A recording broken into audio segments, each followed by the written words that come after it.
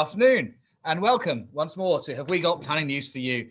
Thank you very much indeed for joining us again this week. May I start with the usual reminders? Firstly, as you all know, we broadcast the show for free, but please do consider making a charity donation. Charities we support include the NHS Combined Charities Just Giving page and Shelter, of course, after last week's episode, but please feel free to donate to a charity of your choice if you prefer. And secondly, for those watching live, please do keep the questions and banter flowing as always. And in particular, do let us know any questions you may have for our special guest, more on whom in a moment. Now, our theme this week is design and building beautiful. The ideal follow-on, somebody has suggested on LinkedIn, from last week's discussion about the housing crisis, given that historically, at least, there's been a perceived tension between volume delivery of housing on the one hand and building high-quality, beautiful housing on the other hand. And there's no one better to help us explore whether this tension is real or just mythical, or if it is real, how to cut that Gordian knot than our special guest, Nicholas Boyes-Smith.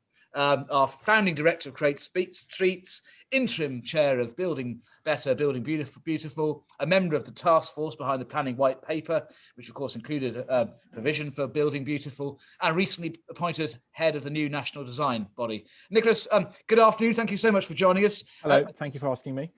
Where you're calling from, what you've nominated as this week's theme, and what you're drinking. I didn't have nominated a theme. I thought I just nominated a drink. I'm calling from South London, and I've nominated the drink. Was I meant to nominate a theme as well? I've nominated the drink. We are our drink, and our drink is us. Okay, fine, brilliant. Well, I've nominated the theme of English beer. And I've got a mug here. It's a bit early for me, frankly. I'd normally be having a cup of tea at this time, but I still remember the bit in Four Weddings and a Funeral where the guy who talks about tea in any detail is satirised as a complete bore. So that's I won't talk about tea.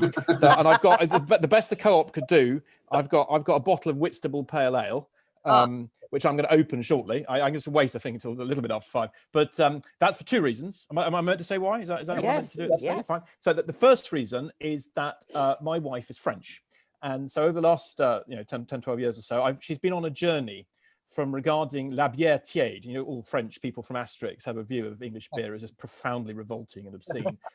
As being something that's even not worth talking about, to something that she will talk about, to something she'll taste, to something she actually will drink, to something that's actually quite nice, to something she actually prefers to continental lager. So that's been a long trajectory, but one I am very proud of. And the second reason, and if you'll just indulge me for 30 seconds, is my absolute favourite quote, and I just made sure I got it right before I came on, is from G.M. Trevelyan in his introduction to his marvellous book, English Social History, which is that the poetry of history lies in the quasi-miraculous fact that once on this earth, once on this familiar spot of ground, walked other men and women as actual as we are today, thinking their own thoughts, swayed by their own passions. This will end, I promise. But now all gone, one generation vanishing after another, gone as utterly as we shall shortly be gone as ghosts at cockcrow. And if you look at the place where many of our historic pubs are, often there's clearly been a drinking house there of some sort, not just for hundreds, but in some cases probably for thousands of years. I was looking at the history of the Angel Islington. That is on a crossroads on a Celtic roads that predate the Romans. So there's probably been some sort of gathering or meeting or drinking spot there for over 2,000 years. And the word ale is a marvellous word. It comes from, probably, we can't be certain on these things, from the Proto-Indo-European word elu, which means ale. So that's nice and easy, with an overtone of sort of magic and drunkenness. So I think when we're drinking a pint of ale in an English pub, we are communing with the past as well as hopefully communing with the future. There you go. I'll stop there, I promise. That's superb. Brilliant. I'll open now. Thank you very much, Nicholas. That's superb. Well, as usual, we'll be doing our in-depth discussion with you in the second half of the show. But as I say to all the guests, don't feel obliged to stay silent until then. Is there anything you'd like to add to our earlier discussions? Please do. I wouldn't dread to add to the difficult complications you're going to have about complex planning discussions. I'll make a fool of myself. I need some help on the raised judicata case. Anyway, from me. With that in mind, let's introduce the main panel, starting as always with Mary, not in the woods. No, I'm not in the woods, but I'm in Wandsworth. I've decided to change rooms, add a bit of variety. And thank you very much, Nicholas, for a really good theme, actually. My journey with ale started when I was at university in Cardiff and I was introduced to Brains Dark. And over the 3 years I was at Cardiff, I developed quite a passion for Brains Dark. But since then, insofar as I'm drink beer, this is my favourite choice, keeping, as our viewers will know, to my southwest theme. This is called Doombar, named after a spit of sand in the Camel Estuary, although it's brewed, I noticed, in Burton-on-Trent. So that's me. I didn't know that was why Doon Bar was called Doon Bar. I didn't know about this bit of Sam. There you go. You learn 2 things every day. Paul, good afternoon. God Caval, Charlie, Hur Madu, which you'll explain in due course, knowing that you're a native of the place where you're currently staying. Can I also clues in the language? On this all day. Right. Cheers. I'm in Lancashire, but given that I was given a very broad brief of English ales, I've gone for something which is named after my hometown, which is Scarborough Affair Ipa. Which I look on the back and it says that it was brewed in Driffield using malt and hops from the wold. So it's all good so far. And then it says, imported by Cuozo SPA via Maioral, Santa Lucia di Prave, Italian. So I have no idea how you take hops and malt from Yorkshire, send it across to Italy, brew it, send it back and call it Scarborough Ale. It's yet another dud. Although that'll be being discussed in the Brexit talks, I'm sure. Paul, at great length. It might be rare. Tack, Charlie, skål. Cheers, mamma mia. Chris. Hello, Johnny. You're the head of Starship Enterprise in number 5, I can see. I am. I've been flying the ship today. I've been having conferences and having some with people in person, and that's my own view about it being essential. Some of the things we've been discussing, and I've seen some people who I've really missed, and we've had some long conferences. I've had a long day. Now I have bought an ale which is called Good Old Boy, and I'd love to drink that, but I'm in Chambers. I've got to drive home, and I'm driving my wife's car, which means I'm taking absolutely no chances, even below the alcohol limit, so I'm drinking coffee. Sasha, how are you? I'm very well. I am in London. This is a bit of an anticlimax because I had a conference earlier today with the England cricket captain, Miss Heather Knight, who was one of the most impressive people I've come across. So I'm afraid I'm now stuck with you 5 retrobates.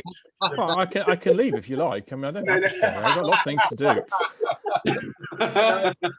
I'm actually having tea because I'm saving myself for later because I've got a very nice bottle of champagne in the fridge for when Scotland get to their first major final in 22 years. So here's to the Scotland national team in Belgrade at 7:45. And we'll have a shout out for our Northern Irish cousins who've also got a similar match of magnitude. So my feedback, Sasha, is you've missed the theme on that, but I'll leave it at that. Just commented, it looks from the boxer's mind that you're in a shoe shop, Sasha. Very, very, very pertinent comment. Well, Charlie Banner here from Keating Chambers, still in Sweden, still free of lockdown, not dead yet. And because it's plus 1 hour, of course, it's actually dark now and after 6 o'clock. So I have a slightly stronger or less dubious justification for cracking open the beers. And as I mentioned last week, Sweden seems to be massively obsessed with craft beer. I walked into the supermarket and there's a huge array of ales. And I did manage to find an English one.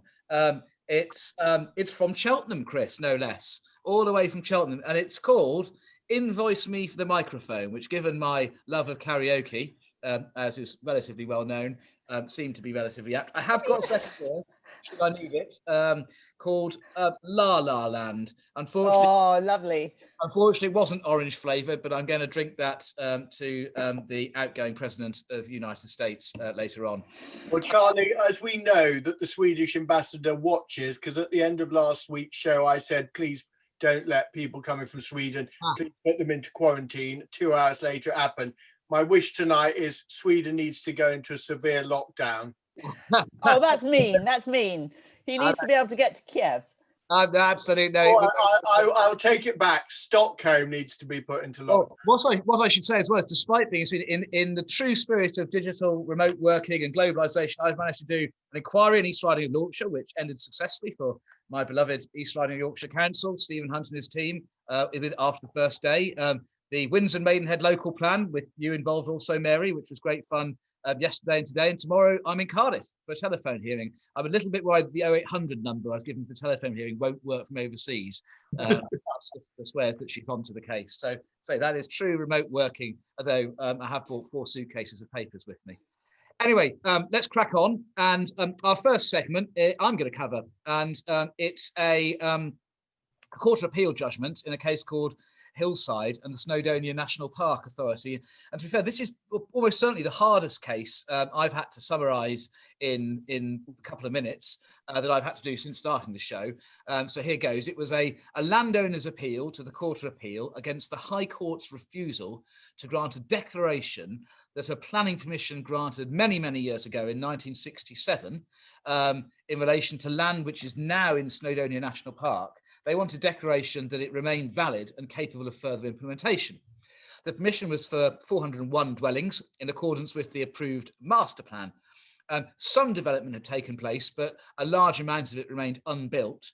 And reading between the lines, it seems fairly obvious that permission wouldn't now be granted again for that unbuilt element because it's now in a national park, subject to very high restriction. Now, after the main whole site permission was granted in 1967, 6 further localised permissions were granted for different bits within the site for what were described as variations, although they predated Section 73 or any prior statutory equivalent.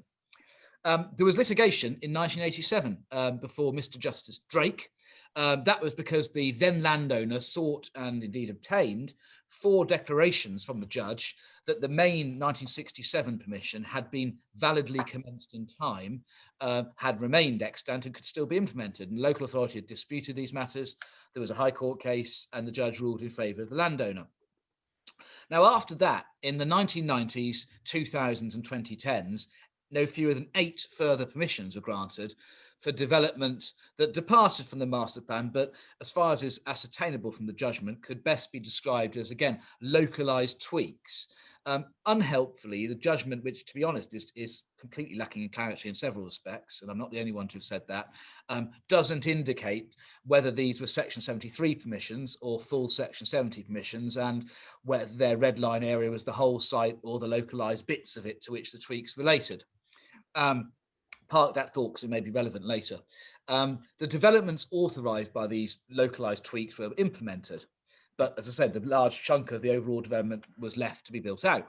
Now, Snowdonia National Park Authority subsequently took the view that this meant that the remainder of the 1967 permission couldn't be built out anymore legally due to the effect of what planners know as the Pilkington Principle, namely that when there's 2 planning permissions covering the same land and the second permission means that the first one can no longer be developed in accordance with its terms, then the first one is no longer capable of being relied upon.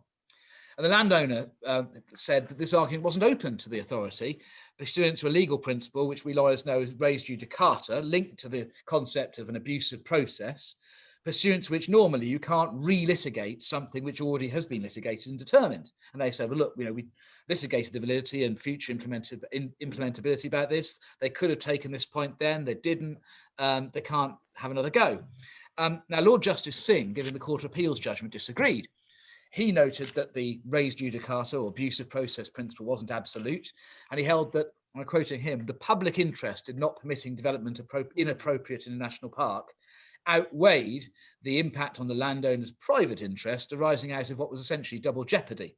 And just pausing there, I think there's a serious legal question about that reasoning, because it rather suggests that res judicata doesn't apply when the case concerns development in national park. If that's right, what about AONB? What about other designations? I'm putting it mildly, far from convinced that the court's analysis is legally sound.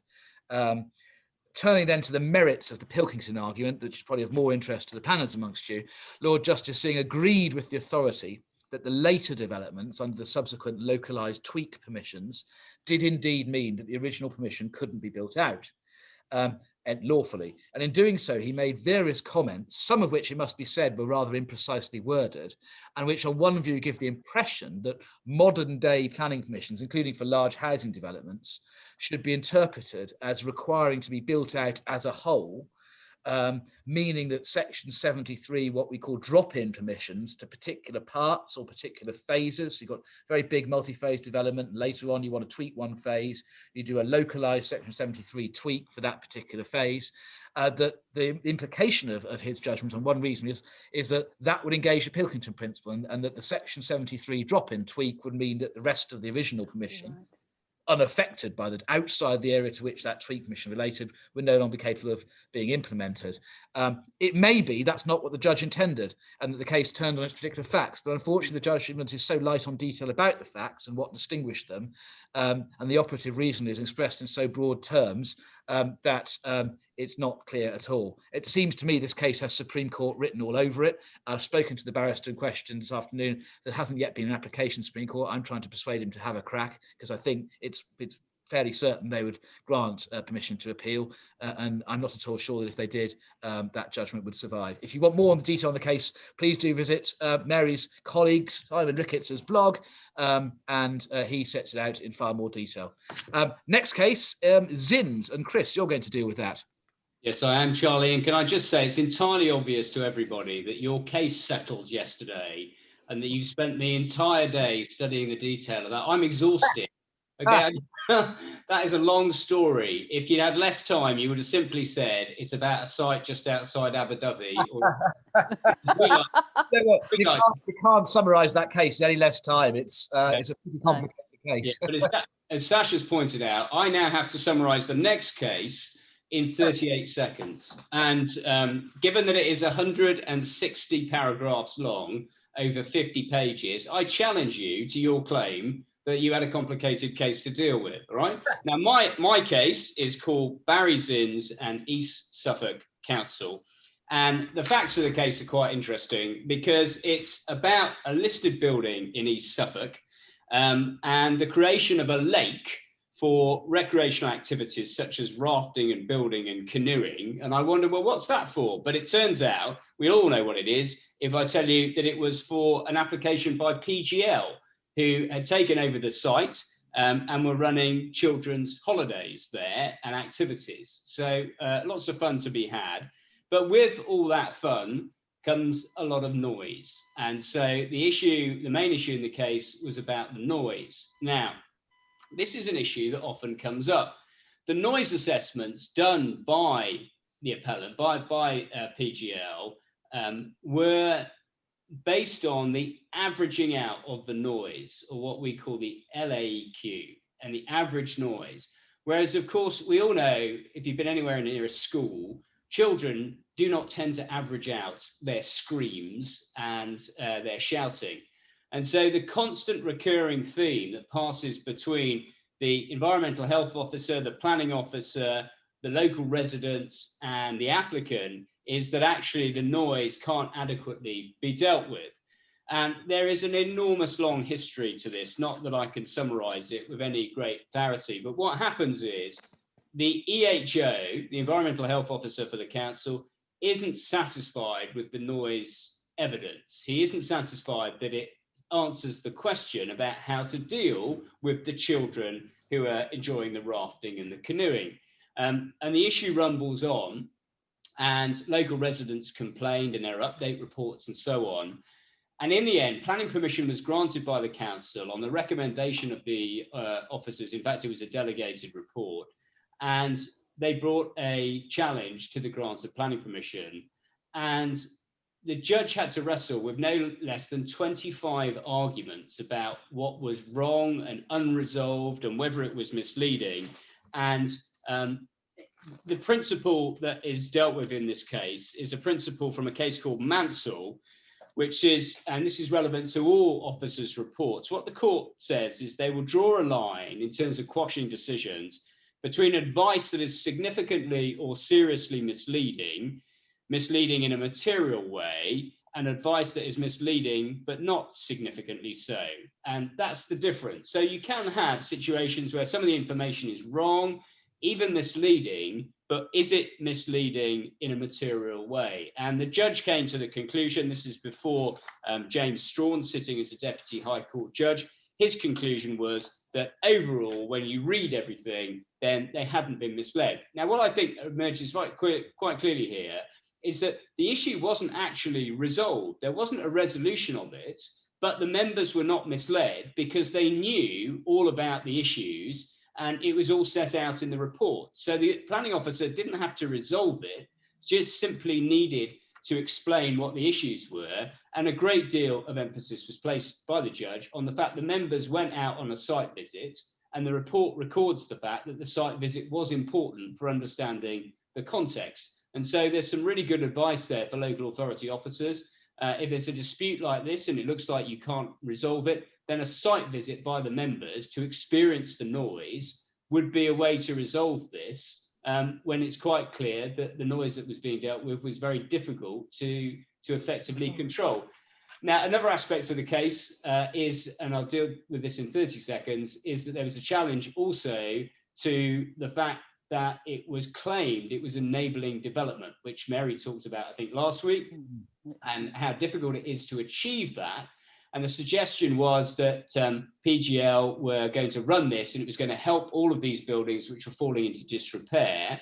But the judge is very clear that when you read the committee reports carefully, whilst there was reference to the sums of money being generated by putting this particular site and these buildings into beneficial use in the lake, actually it wasn't enabling development. There wasn't a link being made. There was no condition and no section 106. So again, it's a warning to be very careful about using the words enabling development, because as soon as you do, as we know, that has particular connotations. And so ultimately the claim was unsuccessful, though the judge was very complimentary about the claimant, which is a nice thing for the judge to do when you come second.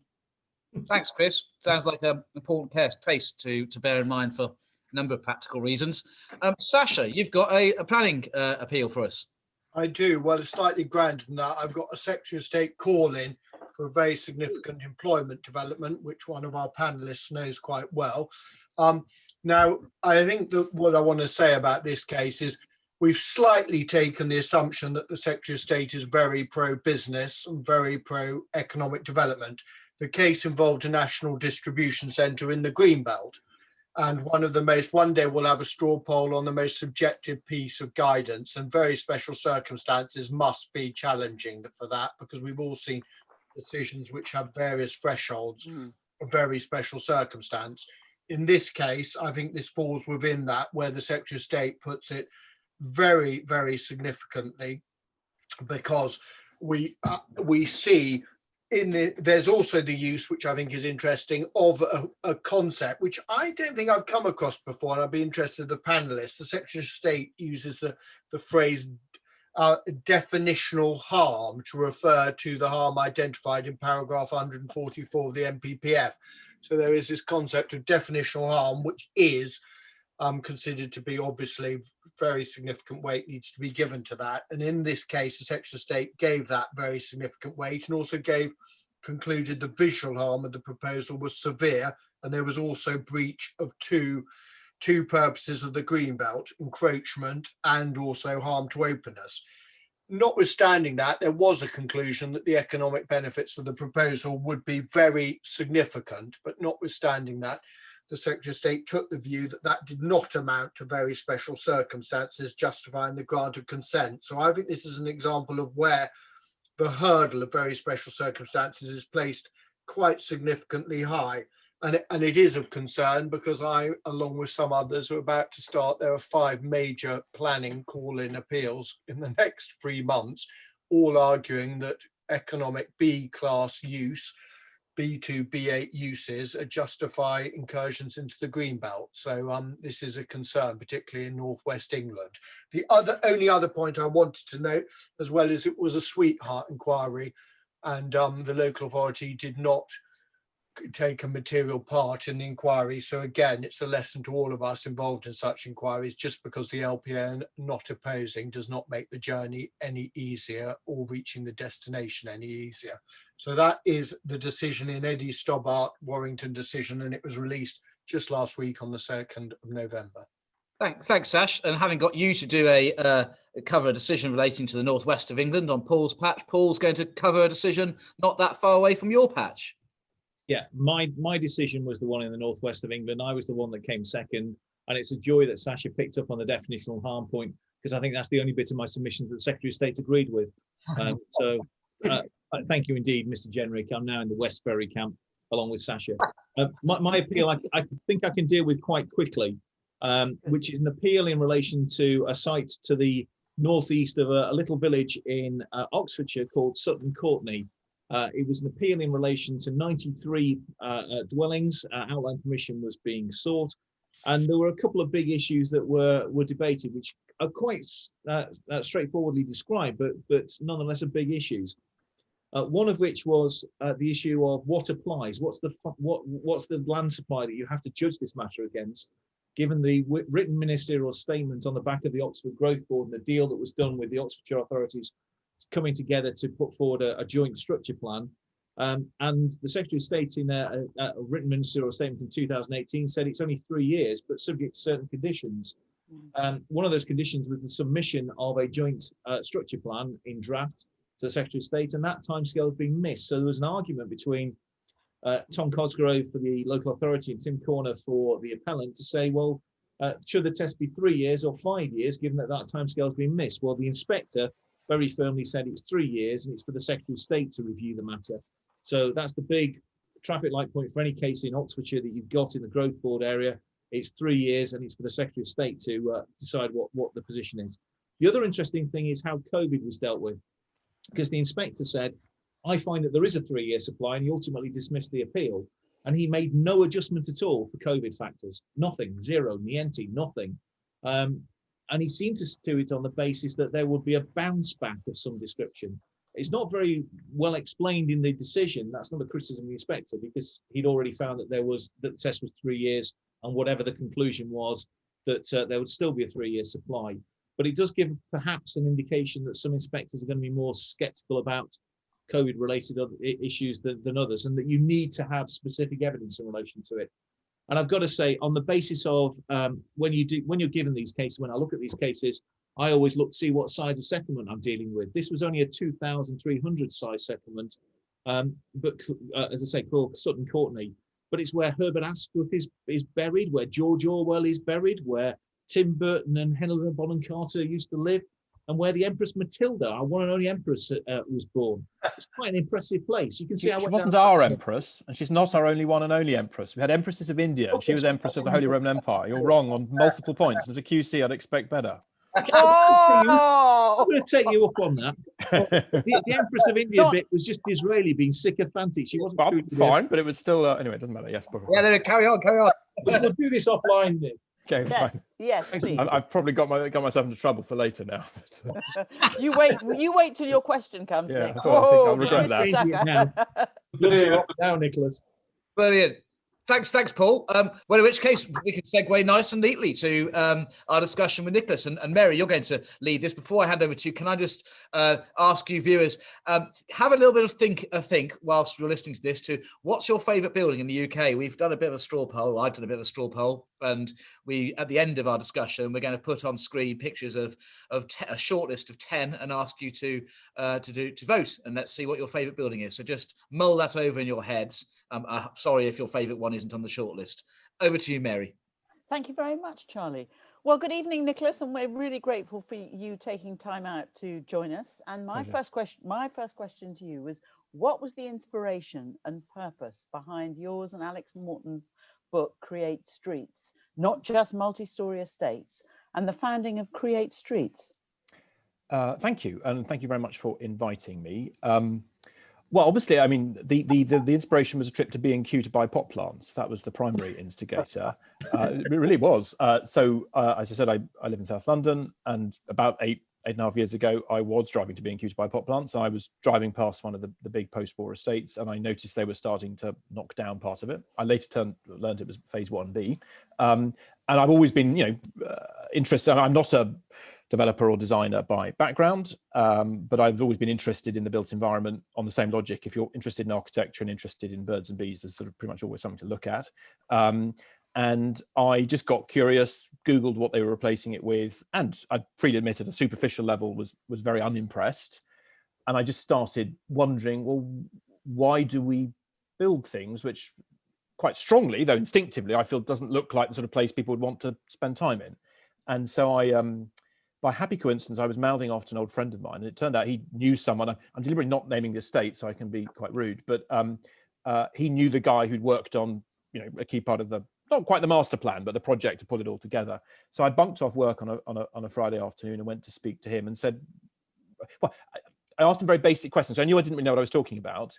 And at the time I was running quite a big bit of Lloyd's Bank, and I got into the habit when people tried to sell me things I didn't understand or push something at me to ask very, very basic questions, right as far down into logic as I could. So I asked this guy, where are people happy? Where do people want to live? What is a good long-term investment in a bit of town or city? Because, you know, his client was a London borough, so presumably doesn't matter how much money you can make in 6 months, but long-term value is presumably and prosperity is presumably of interest to local government. And, you know, bless him, he couldn't answer any of my questions. Not only could he not answer them, he obviously regarded me as a bit of a fool for asking them, which quite pissed me off. And so I just started scratching, and in spare moments, I promise I will speed up, but I, you know, trying to answer those questions. And the more I read about it, the more I started looking at planning policy, and I had a bit of a background as a hobby of writing think tank papers. The more I started to think, hey, hang on, the evidence on where people want to live and why and how is frankly quite obscurely buried away in many cases. Not all of it, but some of it, certainly some important bits. And it doesn't seem to be influencing planning policy. It's certainly not influencing the policy debate. And then I went out to some of the people who convinced me that they sort of got it and who said things that did seem to reference the data I was finding. None of them knew any of the data. And so I went to speak to architects and urbanists, and none of them could speak in a way that I thought would influence Treasury officials, because they couldn't link, if you like, the urbanism and the placemaking to evidence on, you know, longevity or childhood obesity or air quality or how many of your neighbours you know, or et cetera, et cetera. And so that was to finally answer your question, I'm sorry, that was the moment of inspiration. And then as I started drafting it, a dear old friend of mine who I shared my draft with, thinking, am I mad here? Because I know nothing about this by background, but the more I read about this, the more obsessed I get. He said, no, you lucky bastard, you've just found what you're going to do for the rest of your life, clearly. And I've known this guy since I was about 12, and I realized he was absolutely right. And so, you know, what's the old Bob Monkhouse joke? You know, when I first started trying to be a comedian, they all laughed. They're not laughing now. And so it's sort of the same logic. I just think the more I read about this and the more people I speak to, the more I think this, where we live is incredibly important for our outcomes as humans. It's not the main thing, it's not the only thing, but the latest American meta-study estimates, and, you know, you can never be precise on this, and about 40% of our personal health outcomes are a function of where we live. You know, that, I mean, it almost doesn't matter if it's 20 or 80%. It's material. It's huge. It's huge, though. It's huge. Well, I mean, it's great. You're great, and I'm so glad you're. It's really inspiring. And actually, this is just reminding me that this week we did a special edition of this show to the young planners. One of the points I made to the young planners was that I thought, unlike us regular panelists who've been doing basically the same thing for all our lives, I felt that the young generation will be different and they would be doing different things. And you're a really good example of someone who's had a fundamental career change. So I salute you. Thank you. I move on to the interview. Create Streets has been very well received. Now, what do you regard as its greatest success to date? Well, that's a very kind question. Thank you. I mean, not everyone's well received it, I can assure you. We get quite a lot of stick, and possibly deservedly so. I think we have punched a bit above our weight. And I should just say that, you know, that is thanks to, you know, any success has many parents. So, that, you know, that's not just us. The impact we have had is due to hard work by many others. And now, above all, is due to the very hard work and brilliance of the team that I've now got, Neda and Robert and David and Lauren, Constance, Hugo, John, Rose and Toby. So they now do all the hard stuff. I just sort of, you know, flip around on the top. So you had to choose one thing, though. What would you say is its well, I promise I'm gonna, that was just my precursor. I will answer the question. No, actually, the key thing is the most intangible, because I could point to policy wins in the NPPF or various local plans, but I won't point to those.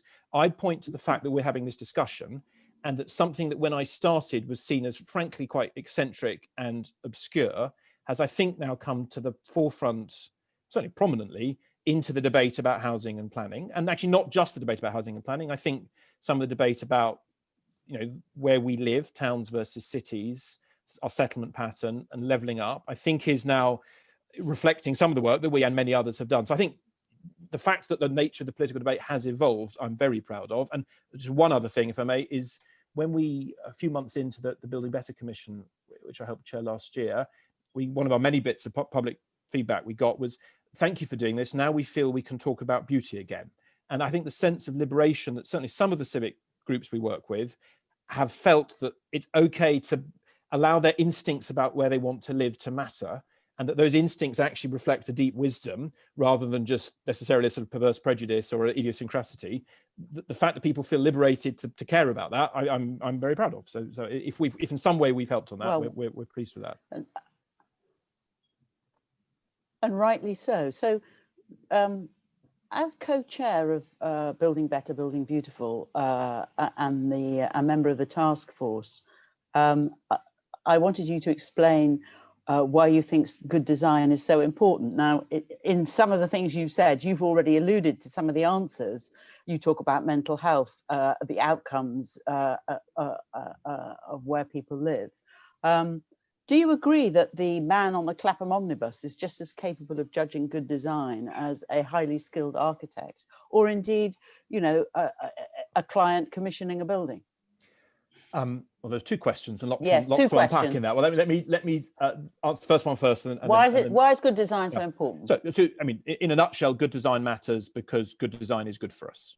And thanks to an explosion of our capacity to understand human well-being at a spatially precise level, we can now, I think, I was going to say assert, I think we're beyond that. I think we can say that with confidence and with a greater confidence than really ever before. You know, and it's just much easier and cheaper to do this type of research. So just almost at random off the top of my head to pull out some tendrils, you know, street trees. You know, street trees are reliably associated in several meta studies, obviously with cleaner air, but also with cars driving slower and with fewer accidents and with people walking more. Clear block patterns with clear backs and fronts. You've got a front of the building looking out onto the public realm and the back of the buildings consistently looking out into private gardens or maybe a safely accessed communal garden. They're reliably associated with low levels of crime in both UK and Australian studies. Facades which have got variety in a pattern, some level of symmetry and consistency at different levels are associated with people walking more and feeling more comfortable when they do. So you can pull out all these. That's not to say that, you know, we're all the same, or that I know what you like or what Charles likes. But the types of places that tend to be good for most of us, most of the time, are fairly familiar because we're humans and we're about the same height and we have the same essential metabolisms. And although they vary by climate and culture, they still rhyme. So, you know, like the right enclosure ratio for Marrakesh is not the same as for Stockholm, because you've got different levels of sun and heat. But the idea that people like places that feel quite safely enclosed, but from which they can possibly still look out, that's consistent. So I'll stop there because, you know, so good design matters in a nutshell, and not just for well-being, but also for our footprint upon the planet and sustainability and how in control of our environment we feel. And then the second point to your man or woman, just to desexist yes. your question on the Clapham omnibus. Right. Well, I think in a way they can tell better in that they're not you know, befuddled by many years of education, and they go straight to their gut instinct. And you know, there's a well-known study which I think people have heard me talk about before, though there are others, done by David Halpern about 20 years ago, where he looked at he was trying to actually research how people responded to repeated exposure to faces or to buildings, and he was researching on students because they're cheap. And he found that essentially people's perceptions of faces were pretty similar, but he found a very dichotomic response in people's responses to buildings. And that, I mean, to not go into too much detail, but crudely, the architecture students disagreed with everyone else and vice versa. And that the longer people had been architecture students, the more they disagreed with the rest of the student body. Now, yeah, there's lots one could unpack that, and I probably we haven't got time now in a way. But so that's not to say that the architect's view is invalid. It really isn't. But it is to say that instinctive response, without having to overthink it is valuable. And I think, you know, all of us, because in our way we all do, as do many others no doubt watching, all of us who sort of professionally work in the built environment need to sort of keep that in mind. What the architect will be able to do better is obviously use his or her professional expertise to turn the idea for a place into something that can work and can stand up and where the things will go in the right places. And they can probably explain better why they're responding to something. But the need to get that instinctive human response to a place more clearly into the planning system, I think is essential. And the good news is it's getting much cheaper to do. You know, online tools, all sorts of other mechanisms. This is getting an easier problem. No, okay, thank you very much. That's a long answer to a short question. No. I apologise. What can you tell us? I'm going to skip my question about exemplar design. I'm interested, and I think our audience would be interested, to learn a little bit more about the new national design body that government has set up and your role in that. When's that going to sort of kick off, as it were? Right. Well, that was announced in September. September, and it was prefigured by a few lines in the white paper, and actually by one of our recommendations in the Building Better, Building Beautiful Commission. And so I've actually pulled out the brief, which was, so Nicholas will chair a new steering group that will advise government on how best to help communities set these local rules for local development and ensure that for the first time in history, we could have a discussion about that, beauty, design, and high environmental standards are fundamental to every planning application. And the new design body will support communities in producing binding design codes for their local area, massively increase focus on design and quality in the planning process, and ensure local design and architecture is recognised and conserved. So that's the brief. And the reason I read that out was, I mean, we're literally just starting, and I have to be a little cautious because we're just putting the steering group into place at the moment. I can't yet tell you who's on it because it's work in flight. And if I start sort of speculating too much on that, then people will say, well, he's made up all his mind before it all kicks off, which I'm a bit nervous of doing. But that's the brief, and we've been asked to report back in the new year. Might we expect to see sometime next year some new planning practice guidance, for example, about design codes as a result of your work? I honestly can't answer that question. Not because I'm trying to be. I don't know. It's the short answer. In the sense that it's too early to answer that. What I think I can say, because it's a matter of public record, is that the government has committed to producing a new national design code. Yeah. I think precise time that I genuinely don't know. I think it's that far off. And that will try and put a little bit more clarity on the National Design Guide that was published last year, I think. And I think I'll add one thing, if I may, if it's helpful, from our work on B4C, the Building Better, Building Beautiful Commission, would be that certainly what we set out in that, and were the government to ask for my view, this is what I would say, would be, the role at a national level, if you like, is to set the framework, to use a Christopher Alexander phrase, set the patterns, to say that these are the types of things that matter. And I talked about some of them earlier. So block pattern, enclosure ratio, facade quality, obviously connectivity, but place as well as connectivity. So I think it's sensible and helpful for national bodies to set that out in a way that different local planning authorities at different scales and with different budgets can understand. But it must then, and this is, I think, really existentially important, it must then be for local communities, either at the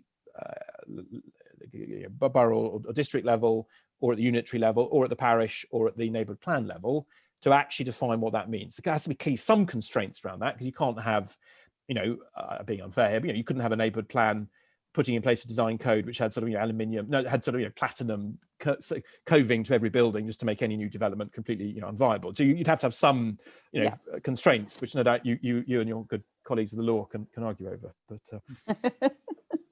Okay, well, thank you very much for answering my questions. I'm going to throw it open to the panel. Sasha, what's your question to Nicholas? Thank you, Mary. Nicholas, one of the big stresses currently, particularly articulated by responses to the consultation paper, resources, particularly at the LPA level. What do you say is the relationship between resources, particularly relating to design, conservation officers, design officers, etc., LPA, and the ability to produce quality design? Is there a relationship between the two? Yes, I mean, that's unavoidable. And that was one of the very consistent bits of feedback or in response to our call for evidence that we got last year as part of the B4C Commission. And I certainly from what I've heard and seen, I haven't yet read many of them, but from the public responses to the white paper, some of which I have read, that's definitely a theme that comes up there. The number that's often quoted, I think from some TCPA work a couple of years ago, is a 50% reduction in budgets. I think that's a bit of an exaggeration because I think that's the worst end of the scale. But again, it doesn't really, in a way, matter what the precise figure is. That the direction of capacity over the last decade is clear. So look, I think that does need to be ameliorated. The Secretary of State said as much in a interview he gave on the 20-something of September to me as part of the Create Streets conference. So I mean, and I think that's referenced in the white paper. So I think that's understood. Then there's a discussion about how much. The only sort of caveat I'd put on that, though I think it's a non-trivial one, is that if the planning system does go in the direction that certainly I've advocated and the Commission did, and that I think is also advocated in the white paper, where we're putting a little bit more focus on strategic planning and the placemaking and the plan making, and at least much of the time, not all of the time, consequentially less focus on development control because a little bit more of the good ordinary is predefined, that should allow for more efficient use of resources, but that you can't wave a wand and take people from A to B. So that doesn't actually help us at a managerial level. And I think there is, though it's easy to overtalk it, I think the scope for digital process engineering to allow some of the smaller style, just off the boundary of planning applications, to be processed much more efficiently, back elevations or modest height extensions that are just beyond PD, I think there is scope to do that and to machine read that and push back some of the stuff into PD that perhaps doesn't need to be a planning application. So I think there are some tricks to play, but I don't think it gets off the hook that some more capacity is required. Thank you very much. Charlie, your question? Thanks, Mary. Nicholas, what role do you see, if any, custom and self-build housing playing in raising standards of design in communities? And can I also just ask you to elaborate on your term good ordinary, because I know it's something that Paul and I really liked in our pre-discussion with you yesterday. Yeah, good ordinary beer. So I mean, self-build, custom build, and I'd actually add to that, if I may. I'm not trying to wriggle off the hook of the question. I'd add actually small builders and small developers as well. Any way you cut the numbers, the proportion of English or British homes that are built by self-build, custom build, and small builders is just way lower than any other country I've seen data on. It slightly depends how you cut it, but it seems to have gone down. SMEs from about 40% to somewhere between 12 and 16, depending on where you draw the line.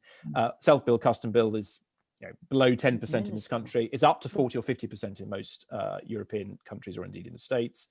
And that is very fundamentally, there are other reasons obviously, but it's very fundamentally due to higher planning risk, leading to higher financing cost, lack of specific allocation for sites, but it can't just be that. So we've got to get into a system where we're obeying the rules of good regulation. Good regulation essentially means you know what you can do and what you can't do, and who you know and how experienced you are doesn't really help you much. It's always going to help a bit. But we're in a situation, there was a developer who said to me a few years ago, the worst thing that can happen to me is that the development control officer changes halfway through a process. Now, actually, if you just step back from it, that's a shocking sound. There was nothing about, actually, to the quality of our civil servants, they're remarkably uncorrupt when you consider how much value they create, when they have a stroke of one of these things. But we've got to get to a situation where it's clearer what you can build in many situations, not all situations. There'll always be conservation areas and idiosyncratic things. So to answer your question, I think driving up the ease with which small developers self-build, custom build, and I see them as a continuum, as they used to be historically, because often there's a street near where I live, which a friend of mine lives in one of the houses there. The builder built the biggest house for himself. That was self-build. And then he did his speculation and built another 5 or 6 houses. And that's a very similar model. And typically it was done on essentially a pattern book set by the landowner. So we have to get back a bit to that. And that should, I think, drive our self-build and custom build up to more normal proportions, as opposed to the tiny proportion they're at. And to answer your question, they should be made very easy to build the good ordinary. And I don't mean that in any way pejoratively, the standard house, standard materials, and setting very clearly some things and then allowing the owner or the developer essentially to do what they like if it's not predefined. So be completely free or be very strict.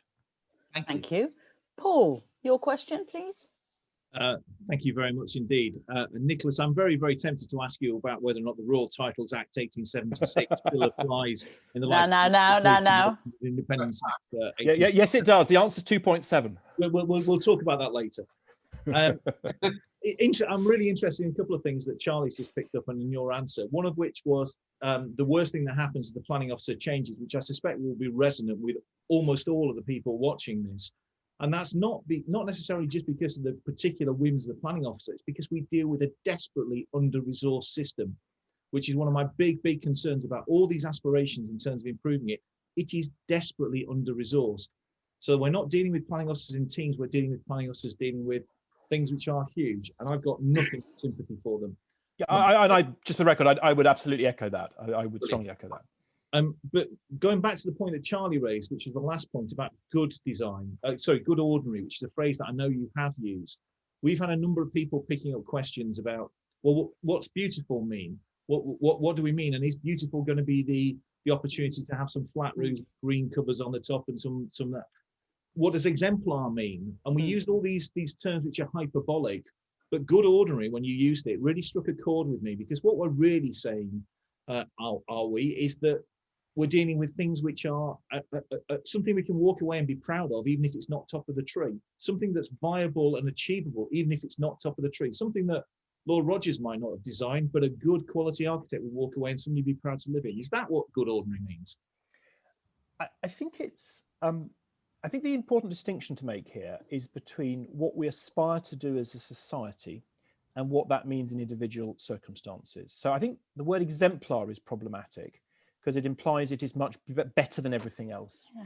I think the word beautiful is actually much more helpful because beautiful is, it's not just what a place looks like, though it does include that. it's the life that you can lead in it. And if you'll forgive me, I've just pulled out a quote from Fiona Reynolds, which I find very helpful, and I apologize for reading. And what she says, it doesn't matter if people disagree about exactly what they find beautiful. The process of debating and discussing it will lift our collective sights and help us strive for better things. And it's notable, and I quote planning law with caution in the present current circumstances, but it's notable that in some of the preambles to some of the interwar planning acts, it uses the word beauty. If you look back at some of the town and country planners of the late 19th century, very early 20th century, they used the word beauty without fear or favor, and it fell out of use during the 20th century. We perversely regarded it as sort of, as too highfalutin, when it's absolutely the opposite. The highfalutin people won't use it. It's a word that's used completely happily in everyday and ordinary life. And we often, when we're running workshops, we have people saying they want somewhere that feels like home, that's got a heart, that feels beautiful. It's a word that people outside the system use very, very easily, or perhaps not easily enough. But so beautiful is a name. And what we suggested in B4C was that we should aspire to build beautiful places and create beautiful places at the level of the NPPF, alongside sustainable design, but then allow people locally to define what that means.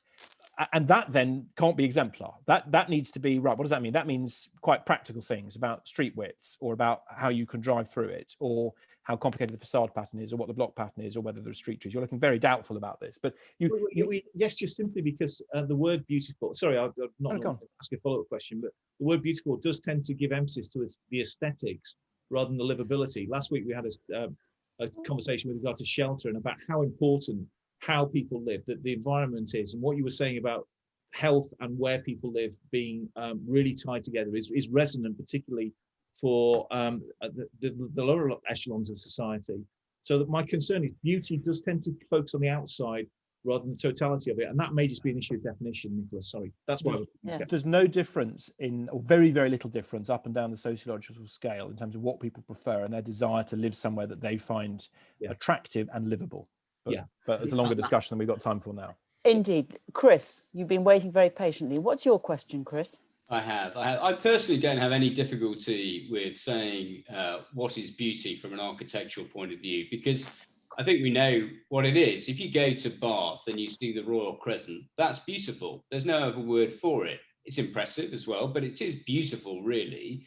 And Regency Cheltenham is beautiful. And the High Street in Chipping Camden, I've lived in various of these places, is beautiful. But it's usually the collective of all the buildings together that is beautiful, that makes it beautiful. An individual application for a house or a cul-de-sac or something like that, very much more difficult to judge whether that is beautiful. And it just leads on to my question, which is there's lots of criticism about design of modern buildings, and particularly modern houses. But in reality, I have to say, a lot of the houses, the developments I see are pretty good, I think. Now, people will criticize, it's about context, but I don't know, Rob, our IT guy, has any of the photographs of the development that Mary did in Tetbury in the Cotswolds. There we go. That's a development that Mary got planning permission for, area of outstanding natural beauty, 200 plus houses. Beautiful, I think. Really, really beautiful. And that's a modern development built in the last 2 or 3 years. If we go to the next one, that's yours truly with long hair during lockdown, or just outside of lockdown, obviously. I did something on the other side of town. I think some of the stuff that gets built now is really beautiful, and I'm not sure all the criticism is justified at all. And then the last thing Rob was just showing was the pattern book. I'm working at Nebworth, which is a garden village, and the client has dug out the original, look at that, the original pattern book for Nebworth Garden Village. We'll put those on our website. It's amazing to see what's written there. I think we used to do beautiful, and I think some of what the house builders now do is beautiful. Not everywhere, but do we really need a revolution? Do we need to code it all? That's the question. Is that the question? Yes. So no, I'd certainly agree that we do create some beautiful places at the moment, and you could add others. You could add Marmalade Lane in Cambridge. You could add Winkworth. There's a whole range of marvelous things that are created. So I think the trick is is to raise the standards of the ordinary, and we come back to this theme. So, looking around some of the piles of boxes that are tipped into field because actually we're already using pattern books. All the volume house builders do use pattern books, but they're pattern books that have functioned on their cost model rather than the quality of what we create. And they say, these are great places because look, we can sell them, which they can.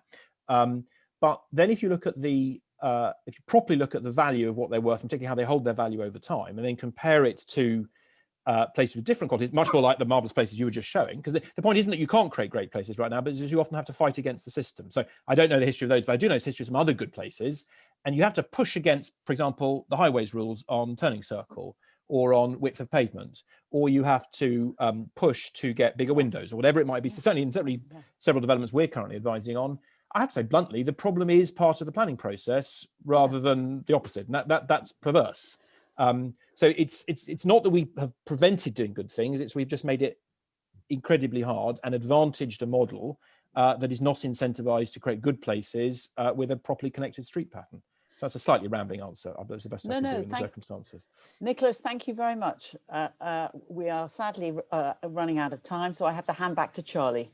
Thank you. Let's get that poll down. It'll be great to see what a bit of audience input in this. So, slightly arbitrary shortlist of 10. We're confined to 10 from the polling function on Zoom. So, first choice. I'm going to show you the pictures first of all. The Bodleian Library and the Radcam in Oxford. It's my favourite as it happens. Next one up, Cardiff Castle. I felt it's important to have, as we're best in the UK, one from each part of the UK. Paul's nomination, the Cunard Building in Liverpool, my father's home city, as you can tell from my accent. Durham Cathedral, one of the finest buildings in the UK by most people's judgment. There we are. Bummy Haven, the new Bullring Shopping Centre, the Selfridges building in Birmingham. Has the Parliament. That's got to be on the list, surely. And in Northern Ireland, the very fine building. Sir Pancras Station, who at least one person has already mentioned as their favourite. I know, Chris, that's one of your favourites. The Scottish Parliament building in Edinburgh. To be fair, you need to go inside that to really appreciate that building. It's really stunning inside. Because that's where you can't see it. No. Ooh, no. And then Christopher Wren's masterpiece, St. Paul's Cathedral. So that's in our shortlist of 10. Appreciating it is your constraint. So please vote now. Hosts and panelists can't vote. I'm disenfranchised. Yeah. No, I can't vote either. I'm quite annoyed. Can we just check? I was going to say, well, let's ask. Have we got time just to ask Nicholas? As long as he gives us a one-word answer. What's your choice, Nicholas? I'm going to go for a favourite street, not a favourite building, or a favourite place, which would be either the Peace Hall in Halifax or Gold Hill in Shaftesbury. Yeah. Wait, now let's close the poll. Rob, if you could do the honours, close the poll. Let's see what the results are. Can I just ask, Charlie, was that definitely a picture of St Pancras and not Chris's house? Big enough for the house. Get the results up. Whilst we get the results, why let's do champion of the week and a nudge of the week. So Sasha's on champion. Champion, you do champion. Yeah, my champion this week is to Laura Archer, the chair of the Young Planners of the RTPI, because I think what the job she's doing is remarkable. The program they had for a conference, let's be honest, most of us fall asleep when we got to get to the conference. The conference she has put together was superb and immaculate, and she deserves a huge amount of credit for putting that together. So my champ is Laura. Congratulations. Nudge of the week, and then we got the poll results. Nudge of the week. There's two. One. Well, in fact, they're both serious. One is Trump, get out of the White House. Two is local planning authorities. Are you in fact sorting out the statement that you all have to do in December? Your funding statement. Remember, everybody, that's the new rule. December funding statements. Get on it. Thanks, Neri. Rob, over to you. Results. So Sir Pancras wins it by quite a distance. Wow. Very wise. Surprised, actually. Well, there we are. And Radcam comes in second. Brummy Building Centre needs to up its game. Really, that's very interesting. Brilliant. Really. I have to say, Charlie, although I'm obviously very partisan and support the Bullring, which is amazing, I think St Pancras is entirely head and shoulders above the rest. It is extraordinary, and if you haven't seen it, You should go and see it because it's You know what? You get very complacent about buildings you use and see often. I use St Pancras Station very often to go to conferences in the Midlands and the Leicester and places like that. And maybe actually you get a little bit blasé. I felt a bit like that at the end of my 4 years at Oxford, to be honest. It's only now going back that I really appreciate it for what it is. There's an element of sort of blaséness. Anyway, thank you all very much for joining us. Thank you in particular to Nicholas for coming on and stimulating such important discussion. And Thank you very much. I'm going to post on my website some of your some links as well. Next week and the week after, we've got 2 guests. I can tell you who they are now. So next week, we've got the wonderful Priya Shah, the founder of Bain Property, the leading ethnic diversity network in the built environment sector, and a communication specialist for Grayling, specialising in housing and infrastructure. And the week after, we have Andy Street, the Mayor of the West Midlands and former Managing Director of the John Lewis Partnership, including Waitrose. We do hope you can join us for these and indeed subsequent episodes. I'll shout out for the special, the Young Planners special. We've got the Young Planners special. I've been right about 5 times and haven't attention. The Young Planners special, which is going on YouTube, 4 p.m. on Saturday, by which time I should be in the Arctic Circle for a little weekend trip up to the ice. Charlie, just to add, in terms of that special, although we do a format and talk about digital inquiries, we also include sections on your most embarrassing day at work and who you would have to a dinner party for your rule of 6. So it's not the usual deadly serious material that we usually cover. Indeed so. Have a great weekend when it arrives, everybody, and we will see you next week when we welcome Priya Shah. Thanks again, Nicholas. Really appreciate it. Yeah, if you want to stay on, Nicholas, for another hour, we'll keep going.